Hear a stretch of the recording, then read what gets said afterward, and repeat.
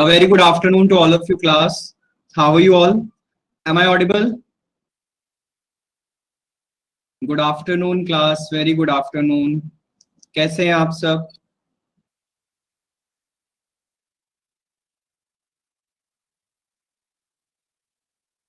Good afternoon Shaurya. I'm fine. Basically.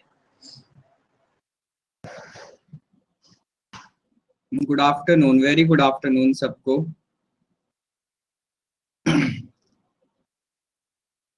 Okay, join कर लीजिए सब.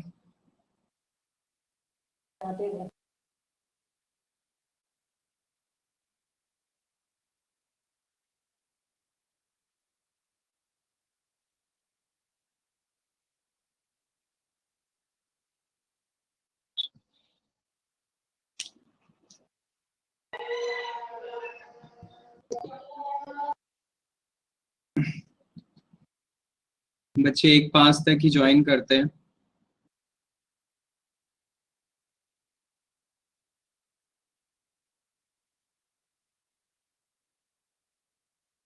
सर 2 मिनट का टाइम दे दीजिए अभी. शौर्य, आपको वो तो उसी दिन प्रोवाइड करा दिया गया था, आपको नहीं मिला?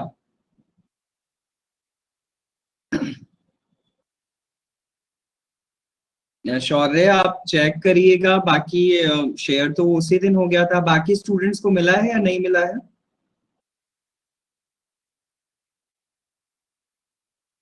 नहीं मिला है. ओके.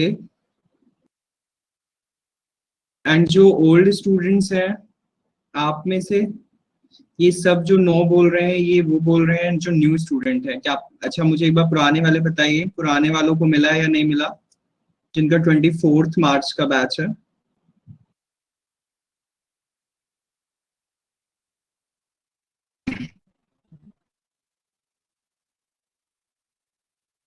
कीरत,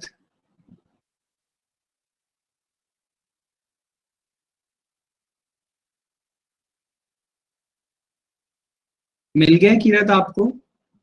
जो अभी लास्ट सैटरडे हमने किया है PDF questions quiz current affairs के. नो. ओके, सो कोई बात नहीं, डोंट वरी. मैं पूछता हूँ, मुझे लगा कि शेयर हो चुका होगा. मुझे लगा कि शेयर हो गया होगा, इसलिए मैंने पूछा भी नहीं. बाकी आज आपकी क्लास है तो आज आपसे पता चल रहा है कि नहीं हुआ. इन केस अगर ऐसा कुछ होता है ना, अगर मेरी क्लास नहीं हो पाती है, जैसे कल नहीं हुई, आज हुई है, तो आप प्लीज एक बार रोमा मैम को कॉल कर लिया करो कि मैम ऐसा ऐसा था, सर के क्वेश्चंस नहीं भेजे गए हैं. क्या पता वो भूल गए हों, लेकिन मैं आज पूछकर आपसे करवा दूंगा, डोंट वरी. ठीक है शीतल, उससे पहले के जो 50 क्वेश्चंस थे वो तो आपको फॉर्म के तौर पे, क्वेश्चंस के तौर पर मिल चुके थे. मतलब आपको टेस्ट की फॉर्म में मिले होंगे ना वो, शीतल? हाँ हाँ, तो उससे पहले वाले तो भिजवा दिए हैं, मैंने सेंड करवा दिया था. ओके ओके ओके, ठीक है. इस बार के नहीं मिले हैं, मैं डेफिनेटली आज कराता हूँ फिर. टेस्ट टेस्ट वो वही था, करंट अफेयर का जो क्विज था ना, वही वो टेस्ट की फॉर्म में था.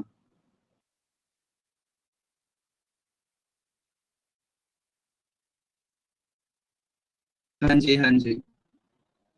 शीतल, देखो, there is only two way. या तो आप उसको डायरेक्ट पीडीएफ की फॉर्म में लो, टेस्ट की फॉर्म में लोगे बात तब भी सेम ही है. इसमें कोई ज्यादा बड़ा इशू नहीं है. देखिए, you are mature enough at least ना, तो थोड़ा सा अपने आप को कॉम्प्रोमाइज कराना सीखो. मैं ये बार बार बोलूंगा कि हर स्टूडेंट ये मत सोचा करो कि we will provide a spoon feeding. Fine. Good afternoon Navedya. तो मेरी रिक्वेस्ट रहती है कि कुछ चीजें करिए. ठीक है, चलिए क्लास स्टार्ट करते हैं. It's 1:05 almost. जिनको ज्वाइन करना था सबने कर लिया है. ठीक है ठीक है, सो मैं स्टार्ट कर रहा हूँ। देखिए, आपको पिछले क्लास में हमने स्टार्ट किया था आपका थोड़ा सा topic, that is of your bank accounts and there types. ठीक है, bank accounts and there types में मैंने आपको एक चीज बताई थी कि जनरली बैंक अकाउंट्स का फायदा क्या होता है, बैंक अकाउंट्स क्यों होते हैं, क्योंकि बैंक अकाउंट से हमारी सेफ्टी और साथ के साथ पैसे को कन्वीनियंट तरीके से हम क्या कर सकते हैं, लेना और देना कर सकते हैं, बैंक को डिपॉजिट कर सकते हैं, ट्रांजेक्शन कर सकते हैं अगर हमारे पास बैंक अकाउंट्स है तो। ठीक है, साथ के साथ बैंक्स में हम जनरली जो डिपॉजिट करते हैं वो आपके दो टाइप से डिपॉजिट मैंने आपको बताया था। One is of your term deposit होता है जिसे टाइम डिपॉजिट भी बोलते हैं, और साथ के साथ मैंने बताया था डिमांड डिपॉजिट। ठीक है, डिमांड डिपॉजिट में I told you there is a two type of account, one is of your saving account and another one is your current account. ठीक है, एंड उसी के बाद मैंने आपको बताया था कि term and time deposit account भी होते हैं जो आपके एफडीज एंड आरडी कहलाते हैं, जिसको फिक्स डिपॉजिट अकाउंट और आपका आरडीज रिकरिंग डिपॉजिट अकाउंट बोला जाता है। ठीक है, जिसमें कि ये चार जो आपके हैं ये मेन अकाउंट है जो जनरली आपके इंडिया में ऑब्जर्व करने को मिलते हैं। और उसके बाद आपके अनदर टाइप ऑफ अकाउंट आते हैं, जैसे आपका डीमेट अकाउंट है या एनआरआई अकाउंट है, और कुछ टाइप ऑफ अकाउंट जो कि मैंने आपको बोला था कि हम डिस्कशन लेंगे उनके बारे में, जैसे कि आपका वॉस्ट्रो था, नॉस्ट्रो था, लोरो अकाउंट था। इस तरीके से भी आपके कुछ अकाउंट्स हैं जिनका क्या यूज है वो भी मैं आपको बताऊंगा। ठीक है, सो हमने डिस्कशन किया था कि जो आपके अकाउंट्स है फिक्स्ड सेविंग अकाउंट्स में, सेविंग अकाउंट्स में टाइप ऑफ बैंक में first type of saving accounts मैंने ये बताया था कि ये इंडिविजुअल लेवल पर कोई भी खुलवा सकता है। साथ के साथ इस अकाउंट में आप जॉइंट पर्सन भी अपने साथ रख सकते हो, किसी भी बंदे को आप जॉइंट बना सकते हो। जॉइंट पर्सन जैसे आपके मॉम एंड डैड हो गए, या फिर मॉम के साथ बेटा जुड़ गया या बेटी जुड़ गई, कोई भी एक person as a joint person बन सकता है उस बैंक अकाउंट में, इन केस अगर वो पर्सन अवेलेबल नहीं है तो दूसरा बंदा निकाल सके पैसे या डाल सके। ठीक, साथ के साथ हमने डिस्कशन किया था Preeti Kumari yes family member only, Preeti only family member, no outsider, relations में नहीं चलेगा, फैमिली मेंबर ही चलेगा। ठीक है, मामा चाचा इन सबको नहीं रख सकते, ओनली फैमिली मेंबर। ठीक है, तो इसी बैंक अकाउंट में साथ के साथ आपको पासबुक एटीएम प्रोवाइड कराया जाता है। मैंने आपको बताया था कि इस अकाउंट में मनी डिपॉजिट की कोई लिमिट नहीं होती आपकी, लेकिन ट्रांजैक्शंस की लिमिट होती है, विड्रॉल करने की लिमिट होती है while you are doing with the ATM cards. Fine, ये चीज मैंने आपको बता दी थी। साथ के साथ जो जनरल इंटरेस्ट रेट रहता है आपका सेविंग अकाउंट में वो आपका 4 to 6% रहता है। ठीक, हर बैंक का वेरी करता है, डिफर बैंक में डिफर आपके इंटरेस्ट रेट्स होते हैं। ठीक, उसके बाद मैंने बताया था कि सेविंग अकाउंट्स में दो टाइप ऑफ अकाउंट्स आते हैं, एक आता है आपका बीएसबीडी जिसको basic saving bank deposit account बोलते हैं, और दूसरा आता है BSBDS basic saving bank account deposit account. BSBDA में मैंने आपको बताया था नो फ्रिल अकाउंट्स होते हैं, मिनिमम बैलेंस की रिक्वायरमेंट नहीं होती और इनमें ओवरड्राफ्ट की फैसिलिटी अवेलेबल होती है 5000 तक की, और साथ के साथ लिमिटेड नंबर ऑफ ट्रांजेक्शन्स होते हैं, और जो भी एक्स्ट्रा चार्ज मतलब एक्स्ट्रा ट्रांजेक्शन्स होंगे उनके चार्जेस आपको पे करने पड़ते हैं, एक्स्ट्रा पेनल्टीज लगनी शुरू होती हैं। ठीक है,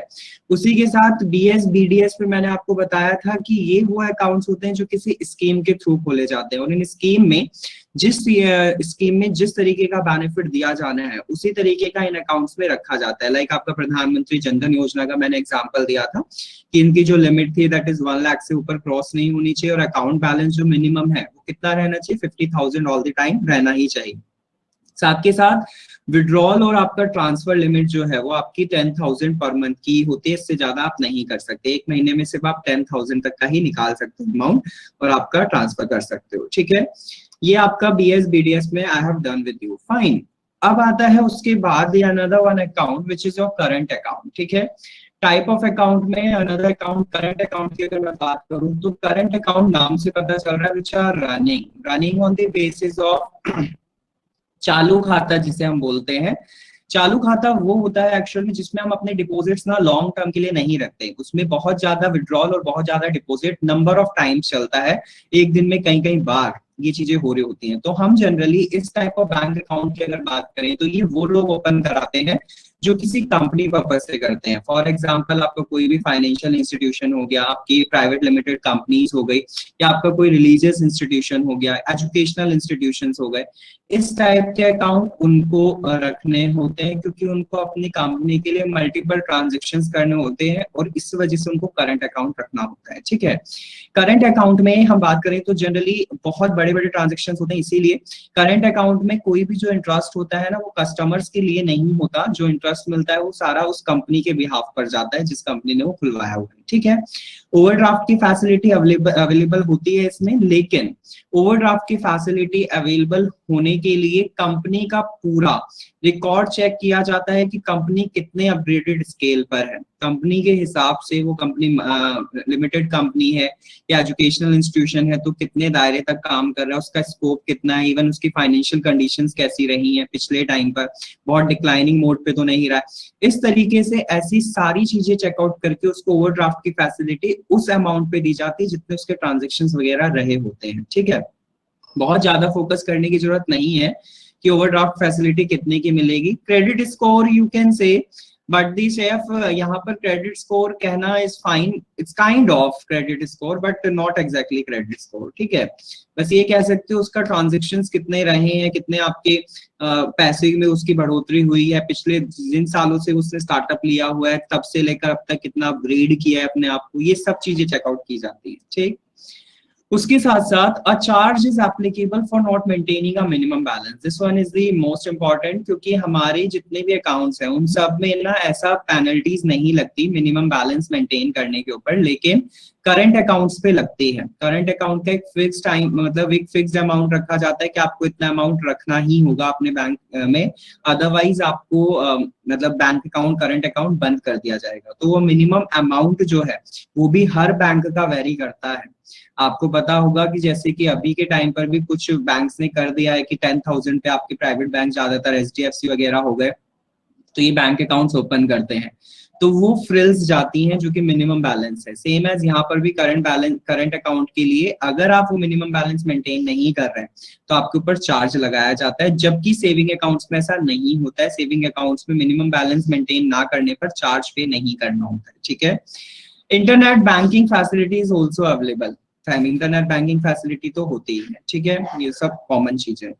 उसके बाद ATM card, no surety joint account facility नहीं होती है इसमें। करंट में करंट अकाउंट कंपनी के particular head of the company के लिए खोला जाता है और वही उसको ऑपरेट करता है। ठीक है, इंडिविजुअल लेवल पर उस कंपनी के नाम पर खोला जाता है। ठीक है, उसके बाद अगर हम बात करें the next one is your fix deposit account. Current आपके करंट अकाउंट के बाद हमने बात की थी ना टर्म एंड टाइम डिपॉजिट जो अकाउंट्स होते हैं, उसमें फर्स्ट टाइप आता है आपका fix deposit account, FD RDs. बहुत सिंपल सिंपल सी चीजें हैं, बस सुनते चलिए समझ में आती चलेंगी, बहुत ज्यादा आपको डिफाइन या फिर बहुत ज्यादा समझने की जरूरत नहीं है। सर मिनिमम अकाउंट, हाँ प्रीति बोलो, बोलिए। सर एसएससी में भी मींस बैंक से रिलेटेड क्वेश्चंस आते हैं? हाँ आते हैं प्रीति, ये टॉपिक कॉमन टॉपिक है एसएससी एंड बैंक फॉर। ठीक है प्रियंका, मिनिमम बैलेंस सब बैंक के लिए डिफरेंट होता है। हाँ प्रियंका, एक्चुअल में मिनिमम बैलेंस ना हर बैंक का डिफर होता है। करंट अकाउंट में भी, इवन सेविंग्स अकाउंट में भी। ठीक है, उसके बाद फिक्स डिपॉजिट में अगर हम बात करें, देखिए तो टाइम बाउंड जो होता है आपका फिक्स डिपॉजिट आपका एक सर्टेन टाइम के लिए एफडी आप फिक्स करा लेते हो। लाइक आपने एक बैंक में अकाउंट खुलवा रखा है एफडी, और वहां पर आपने ना किसी बेबी या किसी भी पर्सन के लिए आपने 5 लाख रुपीज जमा कर दिए एक बारी, तो इट मीन्स वो 5 लाख रुपए आप जितने टाइम के लिए किए हो, फॉर एग्जाम्पल जनरली जो टाइम पीरियड होता है एफडीज का वो 7 दिन से लेकर के 10 साल तक का होता है। तो तो अगर आप 10 साल के बाद उसको लोगे तो आपको वो उतने ही इंटरेस्ट पर एक्स्ट्रा मिलेगा जितना इंटरेस्ट वहां पर चल रहा होगा बैंक का, ठीक है। तो इट मींस बैंक के पास एफडी कराने का फायदा ये होता है कि आप उस अमाउंट को उस टाइम पर ले सकते हो जब आपको नीड हो। दूसरी बात यह है कि अगर आप बीच में लेते हो तो आपको वहां पर कुछ पेनल्टीज पे करनी पड़ती है, और वो पेनल्टी डिसाइड करता है bank according to that amount जो कि एफडी के नाम पर आपने दिया हुआ है, ठीक है। उसका कुछ परसेंट, साथ के साथ इंटरेस्ट रेट का कुछ परसेंट, दोनों को ऐड करके आपको पेनल्टी के रूप में देना पड़ता है। जबकि ऐसा क्यों करता है बैंक? ऑब्वियस है, बैंक जो हमारी एफडीज करके रखते हैं ना, उन बैंक्स के पास हमारा पैसा सेव फॉर्म में है। ओके, मैं रिपीट कर देता हूं। एम आई ऑडिबल ना? आवाज तो आ रही होगी आप सबको मेरी?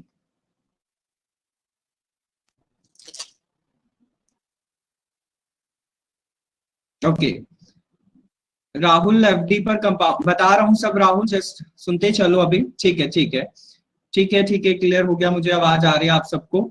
मैं कह रहा हूं कि जनरली एफडीज पर ना आपका, अगर सपोज करो कि आपने बैंक को अमाउंट दे रखा है, फिक्स्ड कर रखा है 5 लाख रुपए for the time period of 7 days से लेकर आप 10 साल तक के लिए एफडी करा सकते हो, कितने भी अमाउंट की करा सकते हो, it depends on you, fine.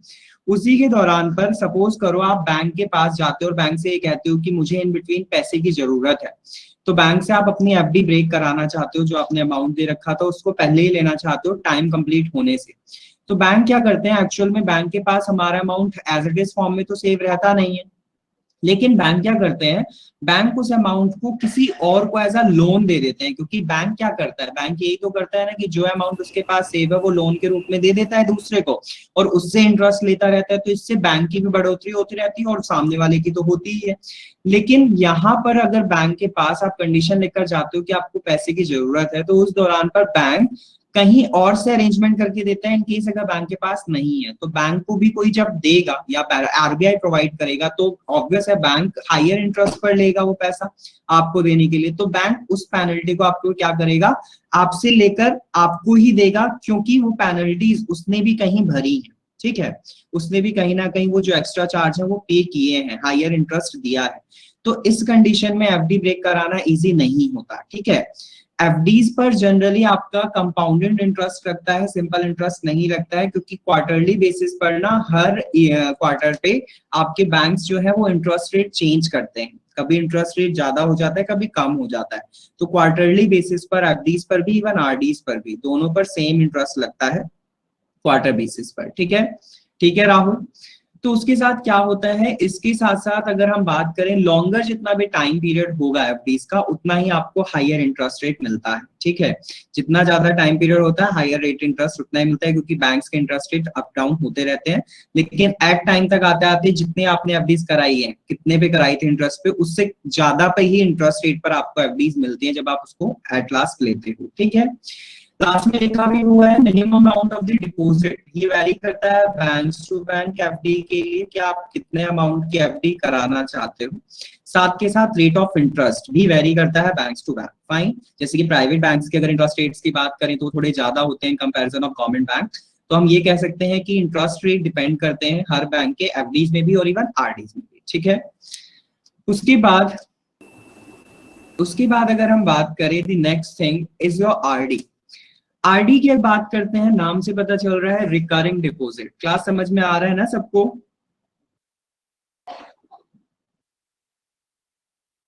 Clear हो रहा है सबको? यस, चलिए गुड। हाँ जी, तो अब देखिए रिकरिंग डिपॉजिट अकाउंट की अगर हम बात करें आरडीज की, तो आरडीज क्या होते हैं, जनरली नाम से पता चल रहा है रिकरिंग। रिकरिंग का मतलब क्या होता है, आप उसे in the form of break कर करके दे दो। कैसे? ऑब्वियस है, रिकरिंग का मतलब इंस्टॉलमेंट्स बेसिस पर बात हो रही है। यहाँ पर आपको एक अमाउंट फिक्स करना है बैंक में, आपको सपोज आपने बैंक के पास आरडी ओपन करा रखी है और उसका 5 लाख अमाउंट सेट किया है, तो आप उसका 5 लाख का ये डिसाइड करोगे कि वो कितने टाइम में आप पूरा करोगे, कितनी इंस्टॉलमेंट्स के साथ। बट आरडीज का जो टाइम पीरियड होता है वो 6 मंथ से लेकर 120 मंथ तक का होता है किसी भी बैंक अकाउंट में, ठीक है। आरडी का जो टाइम पीरियड है, स्पेसिफिक टाइम, वो 6 मंथ से 120 डेज का होता है। तो ये आपको डिसाइड करना है कि 5 लाख का अमाउंट आप अगर 6 मंथ्स में कर रहे हो या 12 मंथ्स में कर रहे हो या 24 मंथ्स में कर रहे हो, तो आप उसकी कितनी इंस्टॉलमेंट्स पे करोगे हर मंथली वाइज। तो यहाँ पर आरडीज में आपको इंस्टॉलमेंट्स पे करनी होती है। साथ के साथ इसको हम विड्रॉ नहीं कर सकते अगर कोई एक्सेप्शनल कंडीशंस ना हो। जैसे कि एफडी की बात कर रहा हूँ ना, सेम आरडीज में पेनल्टीज देनी पड़ती है, लेकिन आपको स्पेसिफाइड रीजन देने होते हैं, लाइक शादी है घर में या कोई मुसीबत आ गई है, किसी वजह से कुछ सेल करना पड़ रहा है, या मतलब जो भी है एनीथिंग एल्स, आपको उसके पूरे डॉक्यूमेंटेशन प्रूफ करके देने होते हैं, तब जाकर आप पैसा क्या कर सकते हो, विड्रॉ कर सकते हो। उसके साथ साथ interest on the amount deposit is also credit to the account of the depositor. साफ सी बात है कि इंटरेस्ट जो है वो आपका किस पे जाएगा, जो डिपॉजिट कर रहा है उस अमाउंट को उसी के अकाउंट में जाएगा, ठीक है। Like time deposit account, interest paid on the account is higher than the other account. Actual में हमारे जितने भी मतलब दोनों ये डिपॉजिट अकाउंट जो है ना, एफडी एंड आरडी, इन दोनों का इंटरेस्ट रेट हमारा करंट अकाउंट और सेविंग अकाउंट से बहुत ज्यादा होता है। इवन जितने भी अकाउंट टाइप ऑफ अकाउंट्स पढ़ेंगे ना, उन सब में सबसे ज्यादा आपके इंटरेस्ट रेट एफडी और आरडी के ही रहते हैं, और किसी बैंक अकाउंट में इतने आपके इंटरेस्ट रेट नहीं होते हैं, ठीक है। मिनिमम की अगर बात करें तो आप मिनिमम आरडीज कराने के लिए जो इंस्टॉलमेंट्स का अमाउंट रख सकते हो, दैट इज ऑफ 10 रुपी। 10 रुपए का एक मिनिमम अमाउंट से आप किसी भी बैंक में अपनी आरडी ओपन करा सकते हो, 10 रुपए के इंस्टॉलमेंट के बेसिस पर। वो आपको डिसाइड करना है कि आप कितना करना चाहते हो इससे ऊपर, ठीक है। उसके बाद we can not alter the instalments once fixed. कभी भी इंस्टॉलमेंट्स का अमाउंट अगर फिक्स कर दिया गया है तो यू कांट चेंज। लाइक आप 10,000 पर मंथ देने वाले हो तो 10,000 ही दोगे, आप 9,000 या ऐसा कुछ नहीं कर सकते, 2 रुपए भी कम नहीं कर सकते आप, ठीक है। The interest rate approved by the bank has the compounded every quarter। जो चीज मैं आपको बोल रहा था ना एफडी में, कि इंटरेस्ट रेट जो है वो बैंक जो है वो कंपाउंडेड करता है every year, fine, every quarter, quarterly basis पर आपका इंटरेस्ट रेट अप्रूव किया जाता है बैंक के थ्रू। साथ के साथ यहाँ पर TDS will be available. TDS will be available का मतलब क्या होता है क्लास? टीडीएस आपको वर्ड पता है, what is TDS? Tax deducted at source.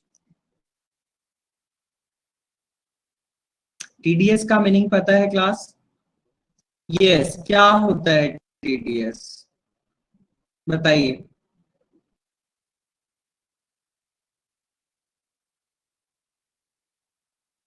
Chef, tax deducted at source, तो ये तो लिखा है TDS, what does it mean?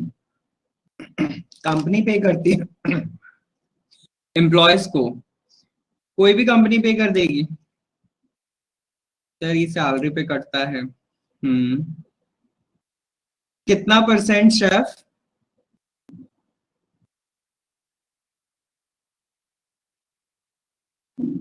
10%?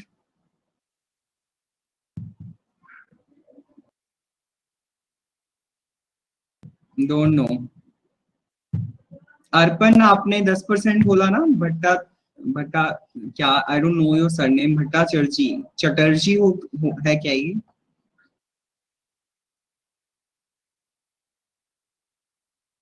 No, शार्रे तो नहीं है, जे है लास्ट में। चलो कोई नहीं, मैं अर्पण बोल देता हूँ सिंपली। अर्पण है, हाँ जी, आप बोल रहे हो टीडीएस जो आपका 10% करता है।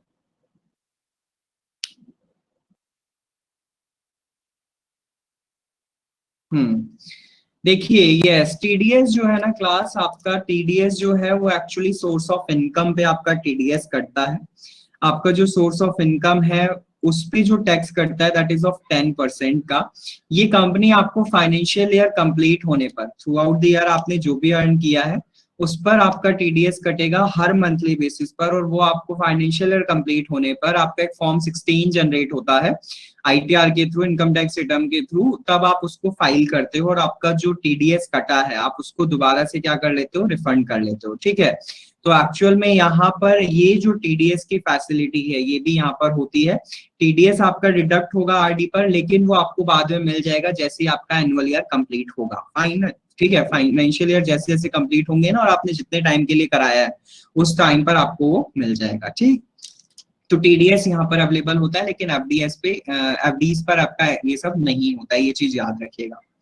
उसके बाद अगर हम बात करें, हाँ रेणुका, 10% होता है टीडीएस।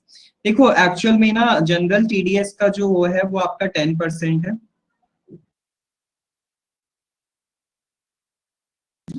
प्रियंका अगर सपोज मैं रेणुका 10% ही होता है जनरल केस। होता क्या है कि कंपनीज ना कभी कभी अपने हिसाब से कोई कोई कंपनी कर पाती है टीडीएस को सेट, लाइक कुछ कंपनीज आपकी ना कुछ अमाउंट कम कर लेती हैं जस्ट बिकॉज ऑफ उनका लेवल ऑफ अर्निंग कितना है उस हिसाब से। एक बाकी मोस्ट ऑफ द केसेस में 10% ही रहता है। 1% ऐसा हो सकता है किसी कंपनी में कि वो टीडीएस को थोड़ा कम कर सके, अदरवाइज 10% ही होता है। ठीक है, 1% होता है बस, अगर हो पाया तो, वो भी आईटीआर के दौरान पर मतलब इनकम टैक्स डिपार्टमेंट से बात करके देन डिसाइड करना होता है, बहुत सारे इश्यूज होते हैं। ठीक है प्रियंका, एक एग्जांपल खुद को, अच्छा देखो अगर मैं आरडी कराता हूं सपोज, तो आरडी कराने पर मैंने 5 लाख, मैंने ना 1 लाख का अमाउंट आरडी कराया है सपोज, और मैंने वो कराया है 1 साल के लिए। ठीक है, अब 1 साल में ना मैं, मेरी वॉइस क्लियर नहीं आ रही है क्लास? आई डोंट थिंक कि आवाज में कोई इशू हो रहा है। आशीष एक बार आप थोड़ा सा नेटवर्क चेक कीजिए अपने। ठीक है, ओके सो अगर मैं आरडी करा रहा हूं और मैंने वो 1 लाख का अमाउंट करा लिया सपोज 1 ईयर के लिए करा लिया, ठीक है, उसी दौरान पर ना मैंने क्या किया, जो अमाउंट मैंने दिया है 1 ईयर के लिए, कंपनी ना उसमें से टीडीएस डिडक्ट करती रहेगी। कंपनी कह रहा हूँ, बैंक अकाउंट टीडीएस डिडक्ट करते रहेंगे हर मंथली बेसिस पर। उस टीडीएस को मुझे कब देंगे? वो टीडीएस मुझे ना हमेशा तब मिलेगा जब मैं 1 साल बाद, मतलब फाइनेंशियल ईयर, यहाँ तो 1 साल की बात हो गई, आपको लग रहा होगा कि सिंपल है, बट अगर मैं 2 साल की बात करूं तो आप ये कर सकते हो कि आपका जो टीडीएस कटा होगा ना थ्रू आउट 1 ईयर में, उसको ले सकते हो, आपका जो आरडी है वो फिक्स्ड रहेगी। समझ रहे हो? टीडीएस को रिमूव करा लो वहां से, तो आरडी में से टीडीएस का पैसा आपके पास पहुंच जाएगा, जबकि जो आरडी है वो आपको उसी टाइम पर मिलेगी जितने टाइम के लिए आपने उसे फिक्स किया है। जैसे कि 120 मंथ्स के लिए अगर किया है तो 120 मंथ्स पर ही मिलेगी टोटल आरडी का पैसा, लेकिन टीडीएस का अमाउंट आपको एनुअल बेसिस पर मिल जाएगा। ठीक है, ठीक है क्लास, प्रियंका समझ आया?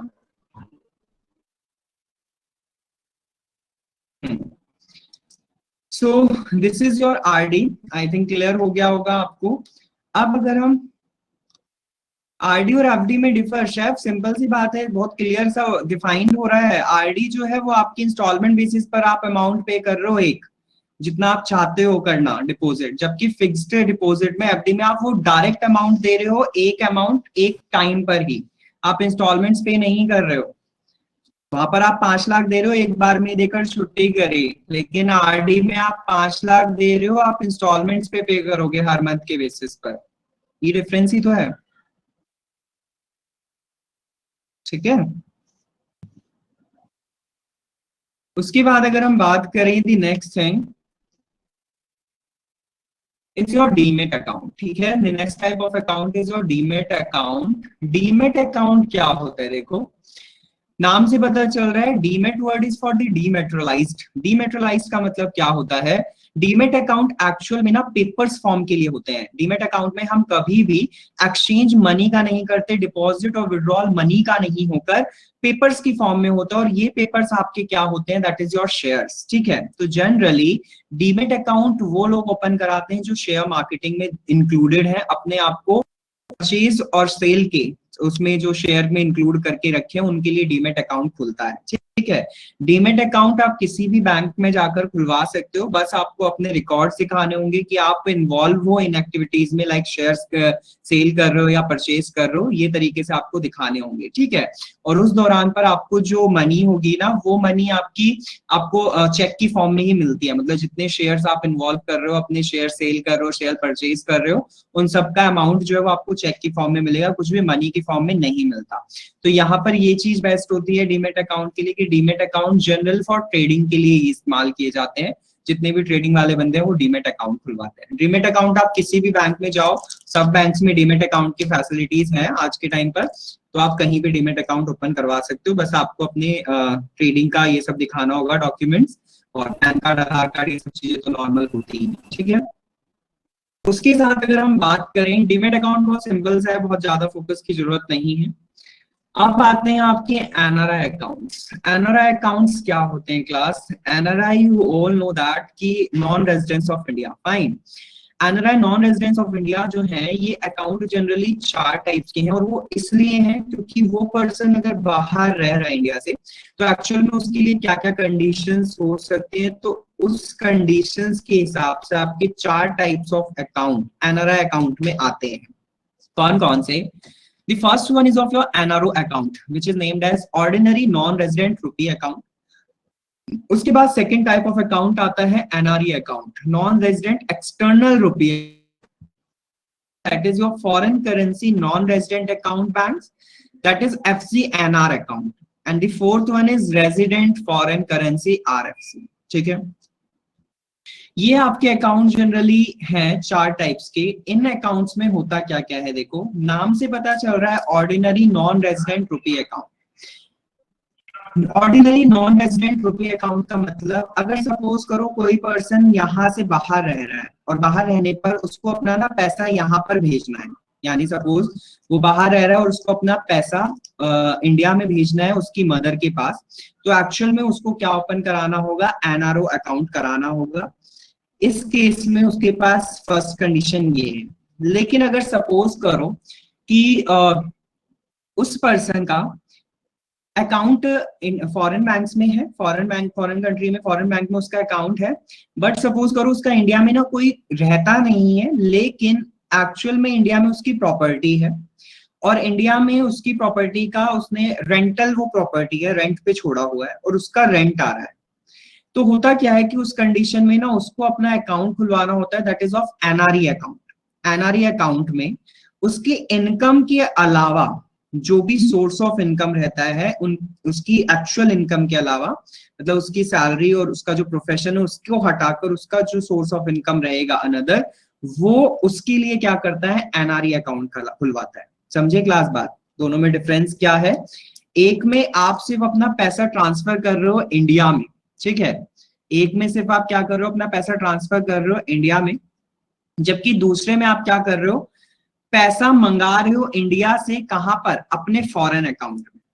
समझ रहे हो? या फिर फॉरेन अकाउंट में भी नहीं मंगा रहे हो, आप उस अमाउंट को फिक्स कर रहे हो, कर दे रहे हो कहां पर, इंडिया में फिक्स कर रहे हो, लेकिन वो एनआरआई के बिहाफ पर खुला हुआ है, that is of NRE account.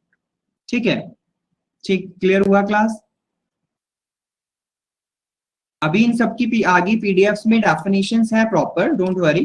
बाकी अभी मैं सिर्फ आपको समझाने के बेसिस पर कर रहा हूँ। न्यू स्टूडेंट, आप सबको क्लियर हो पा रही है बातें? अगर आपको कुछ भी क्लियर नहीं हो रहा है तो प्लीज मुझे बता दीजिएगा, आई रिपीट। ओके ओके, एक बार मैं देख लूं कौन कौन बच्चों ने ज्वाइन किया हुआ है, क्योंकि शेफ, मुस्कान, सबने। चिराग, आपको समझ आ रही है बात? दिव्यांश मल्होत्रा, जोंगा धोनी, मुस्कान जैन,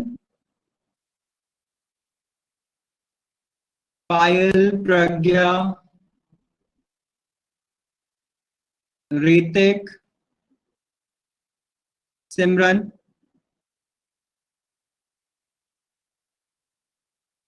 सुशील, सुश्री होता, Tanaya, Tejaswini, Utsah, Veena, Manjunath. You all are getting dears?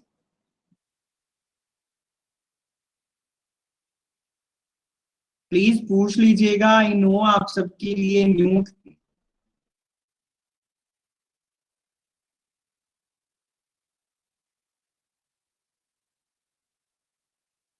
Okay Priyanka, Priyanka बाकी इस चीज के लिए ना हमारा डिस्कशन हो चुका था कि मैं क्वेश्चंस का लास्ट में आपको, हम लास्ट क्लासेस जब टॉपिक्स में कुछ फिनिश कर दूंगा ना, मेन टॉपिक्स, देन मैं एक क्वेश्चंस की क्लास रखूंगा। उन क्वेश्चंस की क्लास में मैं क्वेश्चंस ही डिस्कस करूंगा related to your all topic which I have discussed in your class. ठीक है,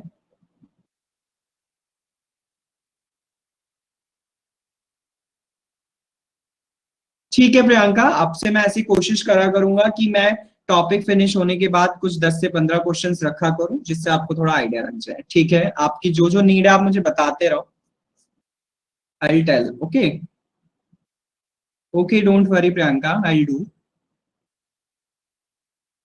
ठीक है, सुशील एनआरई एक बार फिर से बता दूं? ओके ठीक है, अभी बताता हूँ।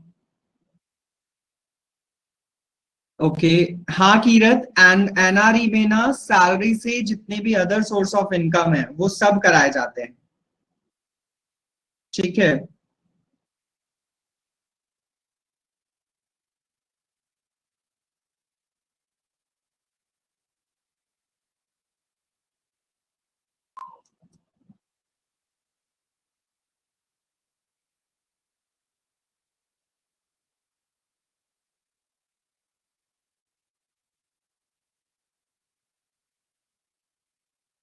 अच्छा, तनाया का आंसर कर रहे थे आप, कोई बात नहीं, कोई बात नहीं, अच्छी बात है। चलो देखो, मैं बता दूं एक बार फिर से, ordinary non resident rupee account ना, देखो एनआरई नॉन रेजिडेंट तो सबके लिए है। यहाँ पर नॉन रेजिडेंट का मतलब क्या है? नॉन रेजिडेंट होते हैं एनआरआई। एनआरआई कौन होते हैं? जो इंडिया में रहते थे लेकिन अर्निंग बेसिस पर वो बाहर गए हुए हैं कमाने के लिए, वो बाहर से अर्निंग कर रहे हैं, इवन फॉरेन कंट्री से। ठीक है, तो फॉरेन कंट्रीज के जितने भी बंदे, इंडिया के जो बंदे फॉरेन कंट्रीज में रह रहे हैं, उनके लिए ये अकाउंट है एनआरआईज अकाउंट। फाइन। फॉरेनर्स के लिए नहीं है ये अकाउंट टाइप।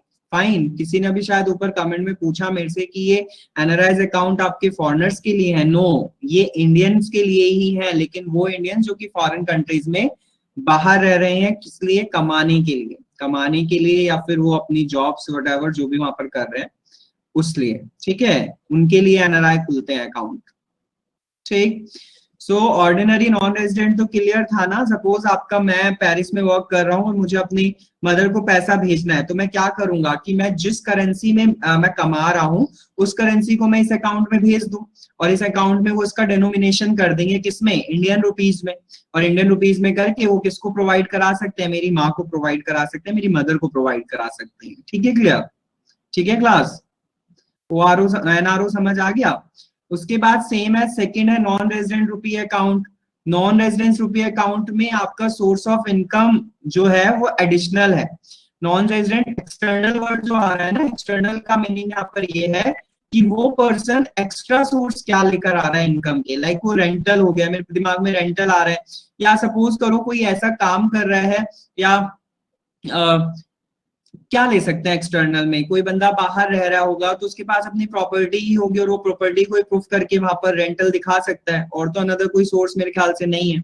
क्योंकि बिजनेस के अगर हम पैसे की बात करें तो बिजनेस तो नहीं लिया जा सकता। क्यों नहीं लिया जा सकता? क्योंकि बिजनेस की अगर हम बात करेंगे तो वो पैसा ना उसको अपना चेंज कराना पड़ेगा, वो मैं बताऊंगा किस में आएगा। That is of fourth category में आएगा। शेयर डिवाइडेंड ले सकते हैं, यस श्योर है। शेयर्स डिवाइडेंड ले सकते हैं आपका एनआरई में। Yes, good. शेयर्स का डिवाइडेंड एनआरई में आएगा, यस। ठीक है, ठीक है, आपको क्लियर हो रहा है ना? उसके बाद अगर हम बात करें, the next one is your foreign currency non resident account, that is FCNR. FCNR की अगर हम बात करें तो एफसीएनआर वो अकाउंट्स होते हैं जिसमें कि ना आपके लोग सर इसमें लिमिट भी, शीतल कैसे लिमिट? कैसे लिमिट? पैसा कितना डिपॉजिट करना है इसकी लिमिट? पैसे डिपॉजिट की तो लिमिट नहीं है, विड्रॉल की तो हर बैंक अकाउंट्स में है। नहीं नहीं, डिपॉजिट की कोई लिमिट नहीं होती किसी भी अकाउंट में, बाकी जो विड्रॉल है उसकी लिमिट होती है हर अकाउंट की। ठीक है। हम्म। तो एफसीएनआर की अगर मैं बात करूं तो एफसीएनआर हमारे foreign currency non resident account bank, FCNR वो अकाउंट्स होते हैं जिसमें कि सपोज कोई पर्सन बाहर कमा रहा है और उसको ना उसी करेंसी में पैसा अपना फिक्स रखना है जिस करेंसी में उसको मिल रहा है। लाइक वो डॉलर में अर्न कर रहा है या यूरो में अर्न कर रहा है, तो एक्चुअल में अपना इंडिया में अकाउंट खुलवा सकता है, that is of FCNR account, foreign currency non resident account, और उसको उसी पैसे में वो फिक्स हो जाएंगे उसके जो भी पैसे होंगे। लेकिन एफसीएनआर में ना एक चीज होती है कि एफसीएनआर में वो कभी भी बैंक अकाउंट सेविंग और करंट नहीं खोल सकता, एफडी और आरडी के बेसिस नहीं कराएगा। समझ रहे हो? मतलब फॉरेन करेंसी उसको अपनी फिक्स रखनी है, उस करेंसी को वो एफडी कराए तो ही उसका पैसा यहाँ पर रखा जाएगा, अदरवाइज सेविंग और करंट के बेसिस पर नहीं रखा जाएगा। एनआरओ अकाउंट में इंडिया से भी मनी भेज सकते हैं। प्रियंका, एनआरओ अकाउंट में इंडिया से मनी नहीं भेज सकते, क्योंकि होता पता है क्या है, इंडिया में मनी भेजने के लिए आपकी अलग प्रोसेस है, और वो प्रोसेस मैं अभी डिस्कस करूंगा। नोस्ट्रो वोस्ट्रो जो मैं बोल रहा हूँ ना, अनदर टाइप ऑफ अकाउंट्स है कुछ, वोस्ट्रो नोस्ट्रो लोरो अकाउंट, इन टाइप में आएगा वो, ठीक है। अभी मैं डिस्कस करूंगा वो क्या है।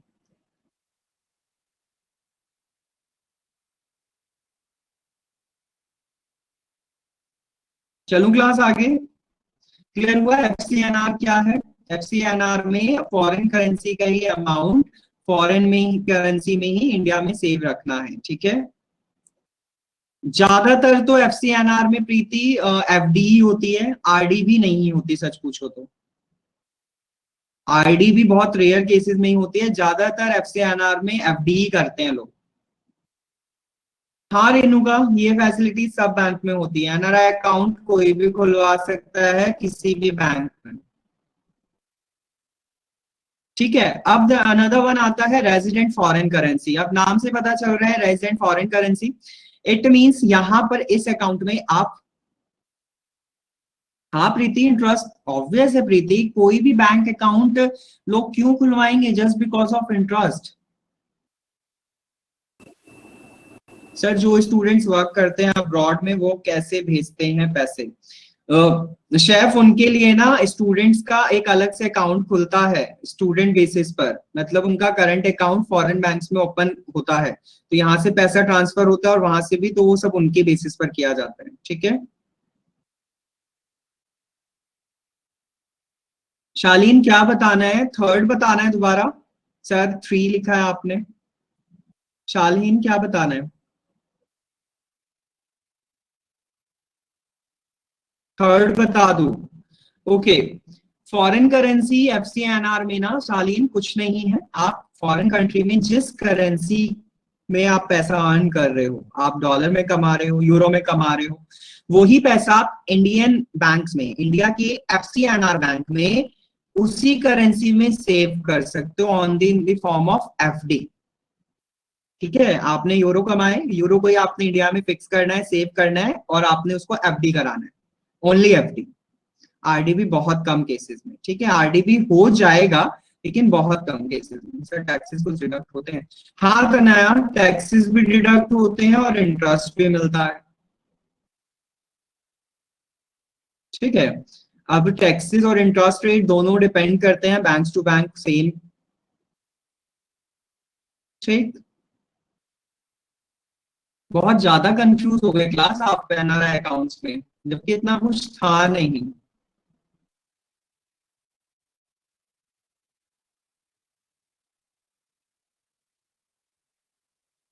प्रज्ञा क्या बताऊं? बताओ, कौन सा बताऊं, सारा?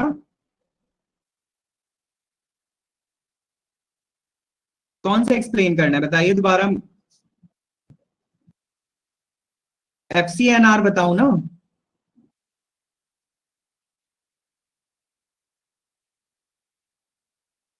ओके।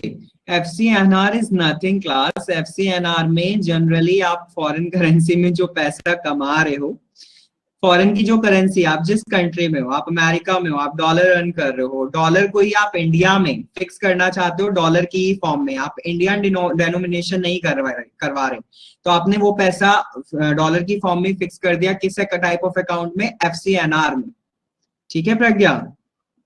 और वो only in the form of FD होगा। आपने जो जितने डॉलर कमाए उन डॉलर्स को आपने इंडिया में फिक्स कर दिया, डॉलर की फॉर्म में एफडी करा दी, ठीक। वो एफसीएनआर में जाता है। उसके बाद रेजिडेंट फॉरेन करेंसी में क्लास, अगर आप चाहते हो अपने फॉरेन करेंसी को फिक्स करना लेकिन इंडियन करेंसी के बेसिस पर, तो एक्चुअल में वो आपका जाता है रेजिडेंट फॉरेन करेंसी में, आरएफसी, ठीक है।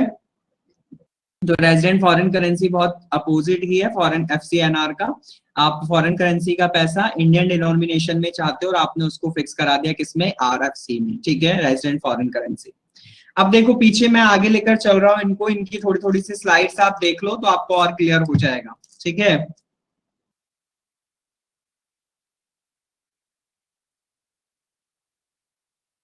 Class all you are confused I think.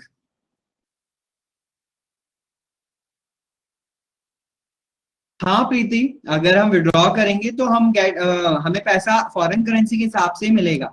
Chef fourth is nothing, fourth में आप पैसा इंडियन डेनोमिनेशन में चाहते हो, फॉरेन कंट्री वाला। फोर्थ वाला एफडी आरडी में नहीं होता, फोर्थ वाला आप सेविंग करंट किसी में भी करा सकते हो, करंट सेविंग एफडी आरडी चारों में, ठीक है।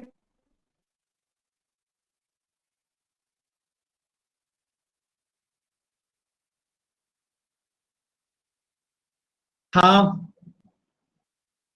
प्रियंका, आरएफसी में एफडी नहीं होती है। आरएफसी में आप करंट अकाउंट भी कर सकते हो, सेविंग भी कर सकते हो, एफडी भी कर सकते हो, आरडी भी। ओनली एफसीएनआर में एफडी है, ठीक है। ओनली एफसीएनआर में एफडी क्लास। अच्छा सुनो मेरी बात, जो फर्स्ट सेकेंड एंड फोर्थ है ना, उसमें आपका चारों टाइप आप कर सकते हो, FD RD saving account current account, clear. Only सिर्फ थर्ड वाले में एफडी और आरडी का ऑप्शन है, सिर्फ थर्ड वाले में, ठीक है। I think clear, yes. चलिए अब देख लो थोड़ा थोड़ा सा इसके बारे में। देखिए लिखा हुआ है ऑर्डिनरी नॉन रेजिडेंट रुपए अकाउंट, एनआरओ अकाउंट। ये एक्चुअल में आपके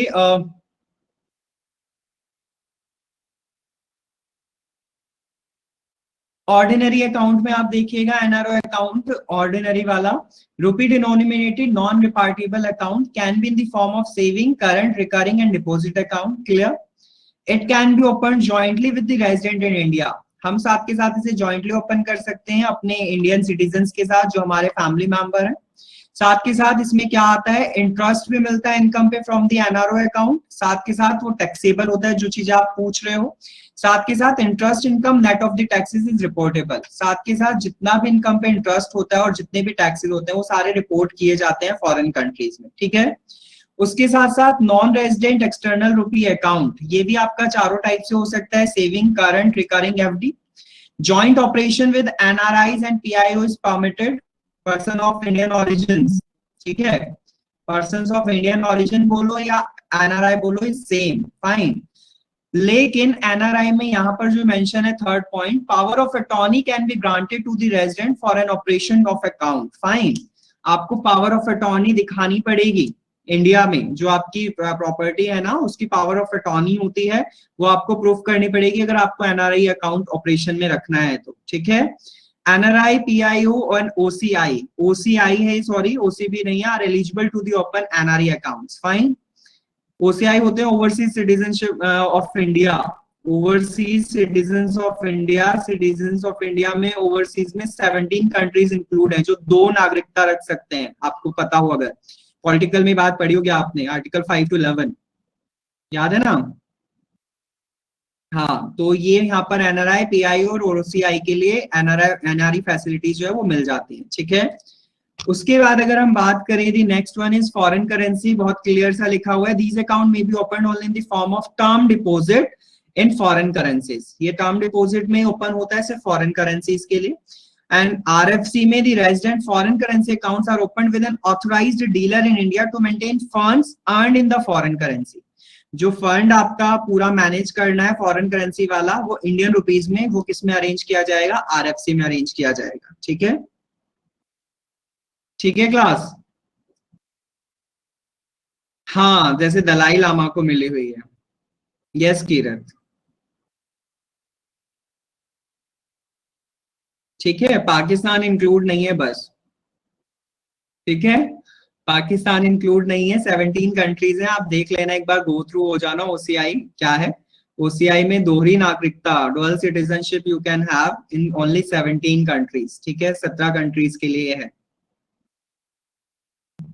चलिए अब मैं बात करता हूँ nostro vostro and loro account की।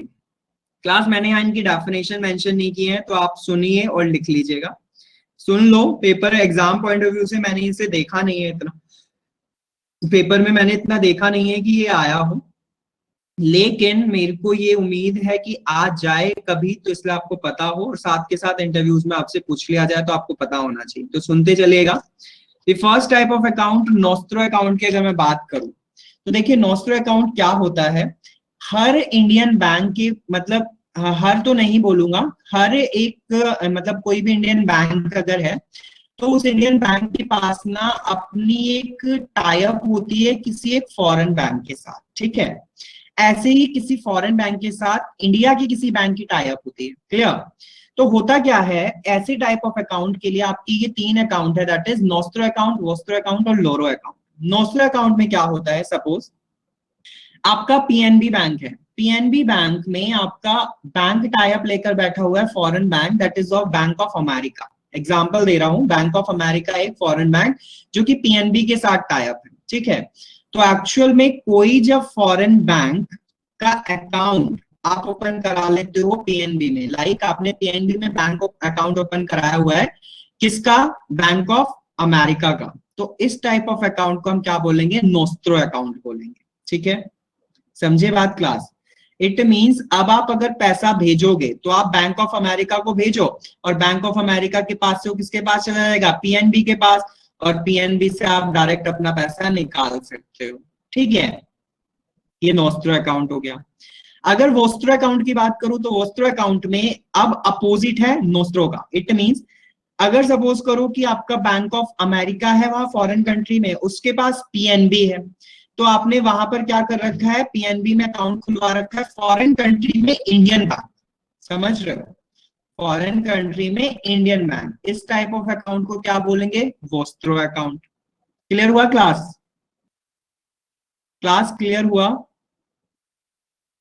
जस्ट अपोजिट ऑफ नोस्ट्रो, ठीक है।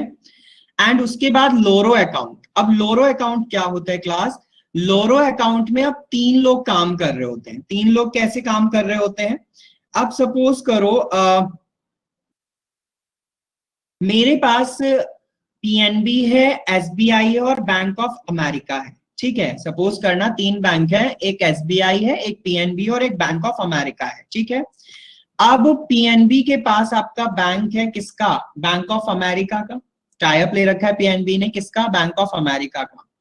अब सपोज करो कि बैंक ऑफ अमेरिका का टाई अप वहां पर फॉरेन कंट्री में जो है वो एसबीआई के साथ है, समझ रहे हो, एसबीआई अकाउंट है बैंक ऑफ अमेरिका के पास किसी फॉरेन कंट्री में। तो अगर पीएनबी को एसबीआई में पैसा भेजना है तो हम कैसे भेजेंगे, पहले पीएनबी बैंक ऑफ अमेरिका को ट्रांसफर करेगा और बैंक ऑफ अमेरिका किसको ट्रांसफर करेगा, एसबीआई को, समझ रहे हो। तो इस टाइप का 3 ट्राइंगल्स में जो काम करते हैं, this type of account is called loro account. Clear हुआ class.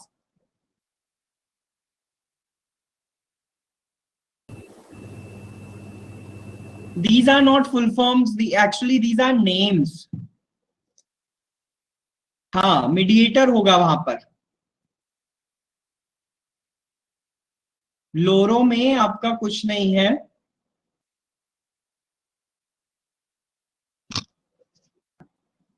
Loro account is nothing, loro account is kind of third party account you can say, ठीक है।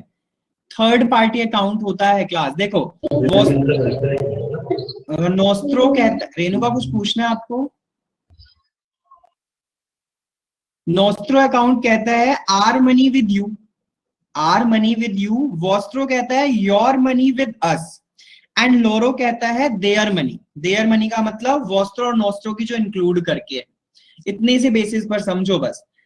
पीएनबी के पास, पीएनबी ने टाई अप लिया हुआ है बैंक ऑफ अमेरिका का, लेकिन फॉरेन कंट्री में बैंक ऑफ अमेरिका का टाई अप है किसके साथ, एसबीआई के साथ। तो मुझे पैसा भेजना है किसमें, एसबीआई में।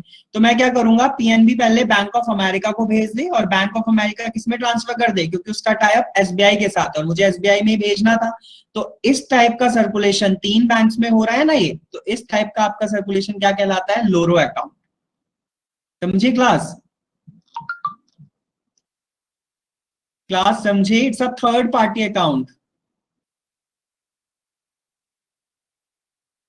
ओके, सो याद रखिएगा कि हर एक बैंक का टाई अप नहीं होता फॉरेन कंट्रीज के साथ, कुछ बैंक्स का है स्पेशल, कुछ बैंक है लाइक एसबीआई और पीएनबी जैसे मैंने एग्जांपल दिए, इनका है, ठीक है।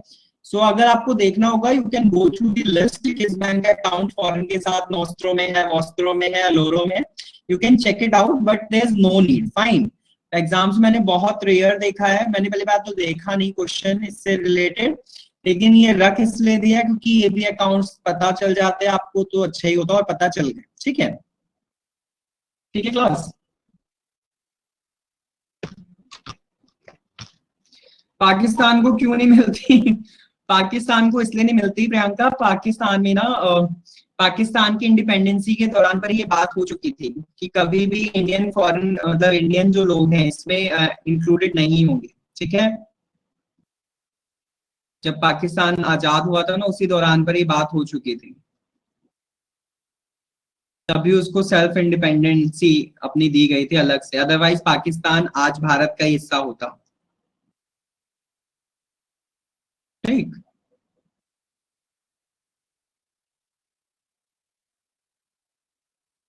कॉन्स्टिट्यूशन में भी है इवन, कॉन्स्टिट्यूशन का ही तो पार्ट है सिटीजनशिप प्रीति, कॉन्स्टिट्यूशन का ही पार्ट है citizenship. 5 to 11 article, I am telling you ना, इवन आपने पढ़ भी लिया होगा, जो एसएससी स्टूडेंट्स हैं उन्होंने तो कर लिया होगा सिटीजनशिप टॉपिक। नहीं किया? एसएससी वालों का पॉलिटिकल का सेक्शन नहीं हुआ, ख्याति मैम ने कराया होगा। अभी क्लास नहीं हुई है शुरू, ओके, अभी कुछ और टॉपिक चल रहा है, हिस्ट्री चल रहा है। ओके, हिस्ट्री चल रहा है, ठीक है ठीक है, कोई बात नहीं, हो जाएगा, कोई बात नहीं। सो क्लियर हुआ class? This is nostro account, Vostro account and loro account. ठीक है, और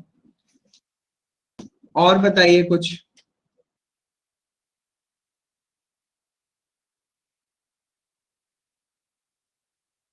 और पूछिए कुछ, आपको अगर नहीं समझ आया है तो बताइए।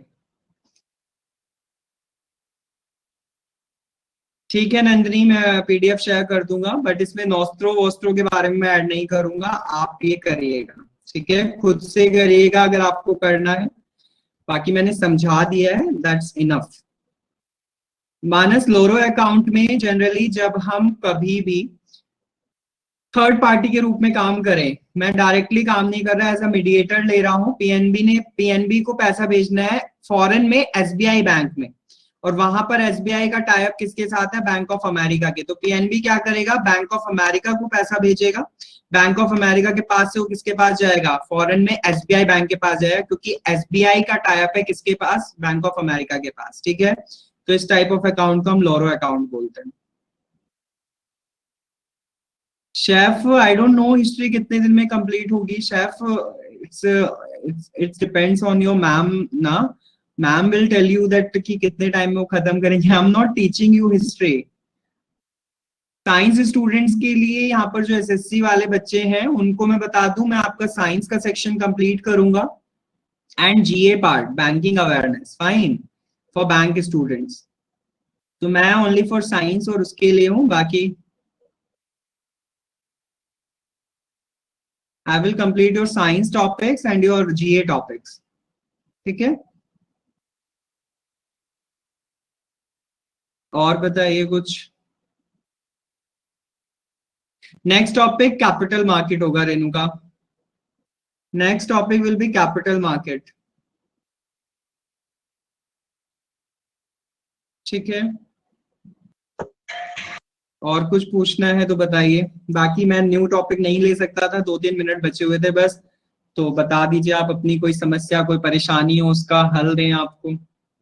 सर साइंस में कितने टॉपिक है शेफ? साइंस के लिए आपको ज्योग्राफी पढ़ सॉरी बायोलॉजी पढ़नी है, केमिस्ट्री फिजिक्स पूरा पढ़ना है, तो almost it will take around 20 lectures.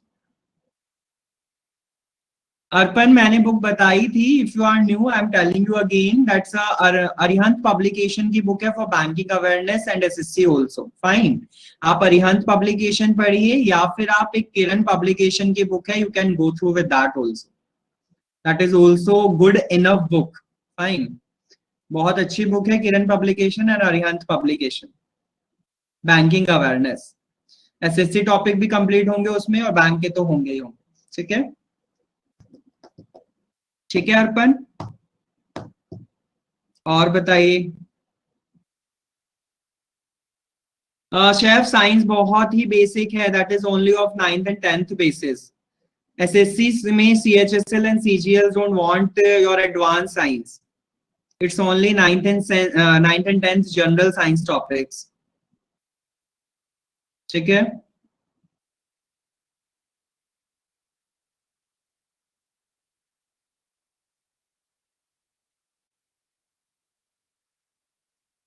Manas, I will complete your general topics.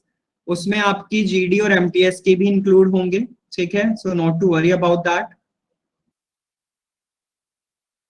Yes Sushil, जो यहाँ पर आपका नोट्स में है वो CGL के लिए इनफ है.